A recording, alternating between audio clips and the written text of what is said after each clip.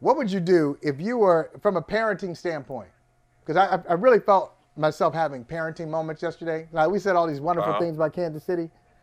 I really felt like the parent in me Baltimore rise time. up. The annoyed parent, the annoyed. Listen, man. Listen. This ain't the time to be doing this, Zay. Hey. Why are we doing that? Why are you doing that? 15. You got to stand over him and spin the ball. You're embarrassing me in the street right now. Like, please don't let these people think that I'm a bad parent. Like, at least act like you got some home training. Act like I taught you better than that. How does that help us? And then, not just Zay Flowers on the unsportsmanlike conduct. Your kids ever talk back to you in public? Do your kids ever talk back to you in public? I'm sure they do. Because what's interesting is we get mad when they talk back to us in public. But we can't be surprised because I know what goes on at home. It's like, I didn't nip this in the bud at home, and now I want to act like this is some outlier when it happens in front of other people because I'm embarrassed and like I look like a bad parent. Well, yeah, I probably am. Like, yeah, exactly. So this is what happens at home. So of course they acted like this, you know. And you start doing I'm like exaggerating. You start doing that no more. Don't you dare do that here. Because it's not about them. It's not about even the respect factor. It's just don't embarrass me. Don't make me look bad. Don't embarrass me. That's all it's about. But they're like, well, you embarrassing us. You embarrassing me. Right. But Zay Flowers, not just with the unsportsmanlike conduct, not just not for reaching out for the goal line, not just that. That was a great play by Snead, though. That was a great play by Snead. That was a great play.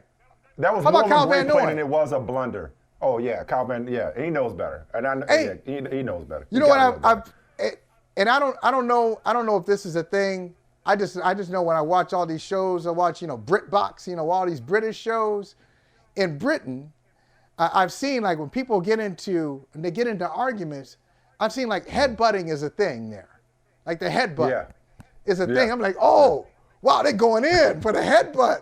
It's not like here we like, a little push and like somebody might try to come up and sneak you. There, they put the headbutt in there. So I'm thinking, Cal Van Noy, you think you actually go get away with that? You'd be better off pushing, talking your ish. Once you do a headbutt, a flag is coming up. Baltimore lost their minds. They truly lost their minds yesterday. Kansas City made them lose their minds. And it's a subtle difference, but they acted like, they hadn't been anywhere before. And they haven't. I hate to say it. They acted like what Lamar Jackson's record is in the playoffs. So I was about to say, I was just about to say, like you said a whole lot, and you ain't bring up Lamar Jackson. Yep. You said a whole lot, and you saved him for the end, and that was a passing reference at that. Like, what are we gonna say about Lamar Jackson today? Because it's like, and I'm gonna tell you what I'm not gonna say. I'm not gonna say that he can't do it in the playoffs. I'm not gonna say that he can't win in the playoffs. He hasn't won in the playoffs. He hasn't won a Super Bowl. That's different from he can't. And maybe he just has the misfortune of, again, living in the time of Achilles. Maybe. Yep. But to me, it was more about him and them than it was about Kansas. It was both. I think in both conference championship games, the age-old, was it more about San Francisco or Detroit? Both. Was it more about Baltimore or Kansas City? Both. So, and that's perfect timing. That stat line from the divisional round against Houston. I found myself yesterday, and I haven't watched the All 22 yet. I haven't studied the film. Steve Spagnuolo had a fantastic game plan. I'm sure the Chiefs' pass rushers were disciplined in their containment. Maybe Lamar was nursing an injury, but that's no excuse this time of year. Maybe they deployed a spy, even though I think Gay was hurt. I found myself missing the old Lamar. And by the old Lamar, to some extent, I mean last week's Lamar. Like, I want to see, like, Lamar Jackson, to me, and I may be imagining things. please check me if I'm wrong. But Lamar Jackson, to me, at times looked yesterday like a guy trying to prove a point. He looked like a guy trying to be somebody, not that he isn't, because make no mistake, Lamar Jackson is a quarterback. That quarterback-y, damn all that bullshit, he is a quarterback. It's why we got so incensed at the suggestion that he wasn't, or he was less than somebody else because of his style of play. So he's a quarterback. That term has evolved in its definition. The modern quarterback is different from the traditional pocket passer anyway. But Lamar Jackson it can be and often is lethal from the pocket. I am all for growth. We talked about this a lot. Growth, evolution. I am all for him developing as a passer. I'm all for them opening up the offense under Todd Monken and him changing plays at the line of scrimmage and becoming, a more of a well-rounded quarterback than he already is. But I saw somebody yesterday, again, maybe it's my imagination, Michael. Or maybe people have pointed this out and just haven't seen it. I just felt like I was watching somebody who was hell-bent on winning with his arm instead of, wait for it, using his legs. Who was hell-bent on winning from the pocket. Like, I found myself yelling at the screen saying, take off. Take off. Take off, right, many times. Or it's just, like Brock Purdy did. Like, there were so many opportunities, again, from my naked, layman's, eye in the sky, TV angle eye perspective, that it just felt like, I'm like, Lamar, like, be Lamar. Be Lamar. Yeah, what we don't doing? be what you think. Don't be what you think they, capital T, want you to be, or what you need to be, or what you're supposed to be legitimized as a quarterback. Like, we're past that. We're past that. Hell, even from a play calling standpoint, more design runs for Lamar Jackson. Like, he is your best player with the ball in his hands. Sure, the system may ask for him to distribute the ball and get it in his playmaker's hands, but I'd rather Lamar Jackson running the ball than trying to get it into Rashad Bateman's hands. I mean, no disrespect. I don't mean to single him out, but he's got some, Likely and Andrews came back. Good for him. And Zay Flowers has got a bright future. And Odell can still make plays here and there. But, I want to see more Lamar taking the game into his hands rather than trying to distribute into somebody else's. Because he's just sitting back there, just trying to extend plays, but not extend plays the way he even did with the Zay Flowers touchdown, not extend plays that end with him scrambling enough. It was just it was almost like he was trying to force the ball downfield. And as an offense, Baltimore's identity over the years has always been run first. Justice Hill and Gus Edwards, and they're not to be confused with Jahmyr Gibbs and David Montgomery, but I believe Justice Hill and Gus Edwards combined for 6 carries. This was not a blowout where they had to abandon the run. Baltimore is a punch you in the mouth team, and at their own crib, Kansas City came in and grinded their feet in Eddie Murphy's couch. Kansas City came in and they were a more physical team. They were a way more physical. Because I can. They imposed Eddie can get another will. couch. You know what I mean? It just felt, right. But Lamar in particular, did you see that or was I? Yeah, I did. That Lamar just felt like you weren't seeing things. Trying to win as a passer instead of being the dynamic player, the singular dynamic talent that he is. Look, Lamar Jackson, it may have been earlier this year or last year. Lamar Jackson appeared on The Shop. It was an episode, LeBron James was on there, and Donald Glover and others on that episode. So Lamar Jackson's on there, and he was asked, I think it was Maverick Carter set up the question to Lamar. To LeBron, excuse me. Is there any advice? Because obviously he looks up to you, LeBron. Is there any advice you would give to Lamar? You know what LeBron said? Hey, man, I was 25 when I got to Miami after the decision. I was 25. And I got to the point I realized at 25 years old, I can't give a F what people say anymore. I can't give an F about that. I can't. because they don't know what they're talking about, and it will get into your head. And so I think you're right.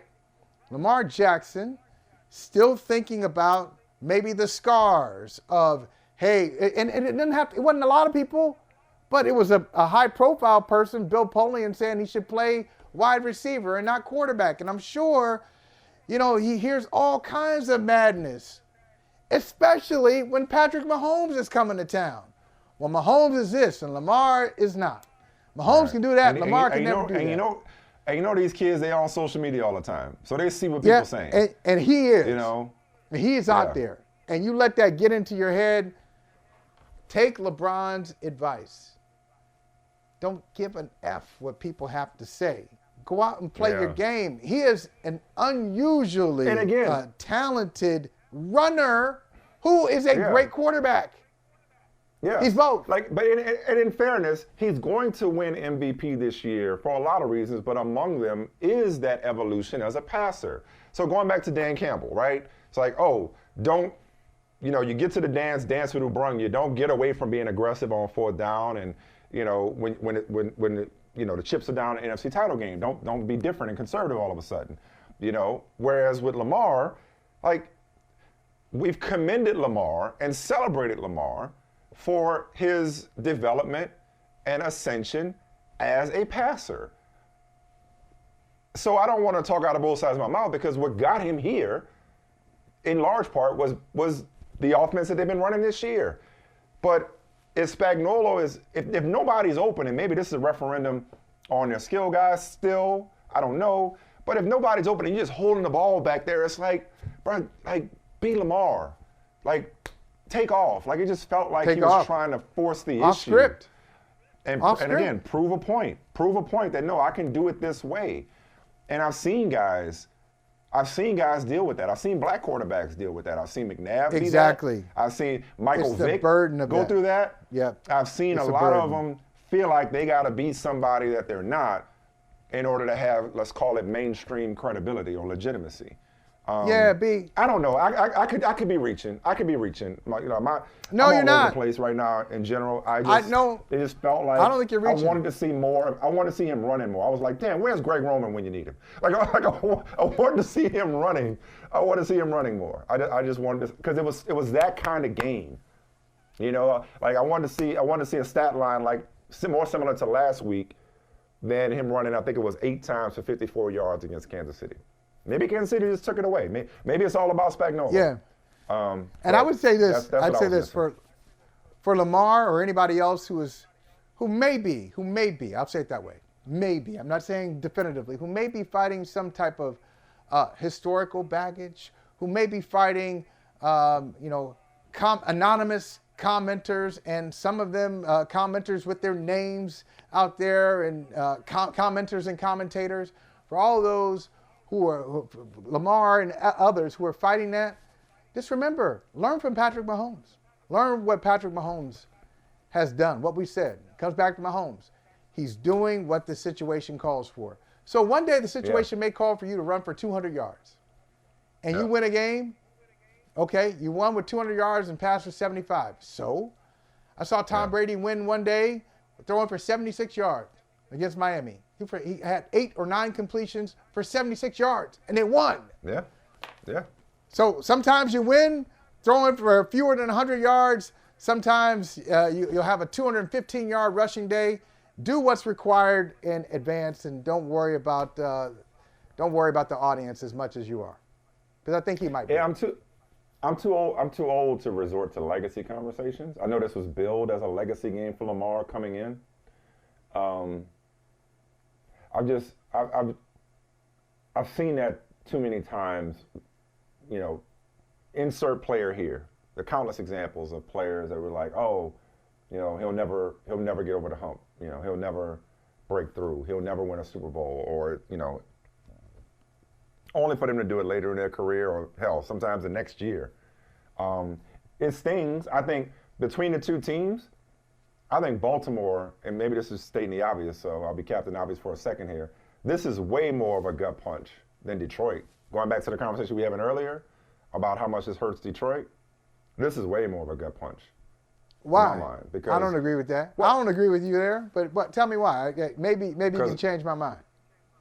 Well, because we just talked about it. I mean, Baltimore has been knocking on the door with Lamar Jackson. This isn't their first rodeo. This is the Lions' first rodeo. These Lions' first rodeo on the road against a superior team. We're singing, Chiefs Kingdom's praises right now. Nobody coming into this game yesterday outside of Kansas City, was thinking that the Chiefs were the better team coming into the game coming into a matchup with the best team in the league this year. At home. It's one of the best teams Baltimore's had in a long time. Lamar's going to win another MVP. To me, that's way more of a disappointing performance, albeit against Patrick Mahomes and Andy Reid and Travis Kelce and Taylor Swift. That's way more of a disappointing performance than the Lions choking away a 17-point lead against San Francisco. You said it. Choking away. Which part? The choking away? That's why it's worse. Choking away. And you're right. You're right. We got to hold them to that standard. They choked. It's hard to deal with that, man. When you're up by, if they had been up by 17. Is 17 points really as much as we think it is? It's 3 scores. It's 3 scores. 3 scores. It's not insurmountable. And 3 scores. It ain't 28 to 3. When you're controlling. It was 17 points. Shit happens, man. When you're controlling the line of scrimmage. How quickly did that league evaporate? That league evaporated that. Quickly when you fumble. When you fumble right after they score a touchdown. When you drop the ball. Somebody's helmet. You got a ball going over somebody's helmet. The ball goes off your helmet. Come on. I'll tell you this. Last thing. I got a text last night. Got a text last night. It said video. I said, okay. There's a video in this text. It was from our friend Vinny Goodwill. And I open the video, and it's like a scan of the room, and it goes to Vinny, and he just says in a whisper, "I told you." I told you. See, that's somebody who's been through it. He's been through that pain. I told you. No, this is what happens with Detroit. No, but he ain't been through that pain. He gave up that narcotic. That's what we talked about 2 weeks ago. That's why, because he is heartbroken. He gave up that narcotic. I know. Because he was heartbroken. It's heartbreak takes you there. I bet you he felt like a little flutter there. Like, oh, this is why. He was about to fall back in. Hey, thank you for watching Brother from Another. If you haven't hit that subscribe button, go ahead and do that now. Don't forget, you can catch us 3 to 4 weekdays on PeacockTV.com and on Sirius XM Channel 85.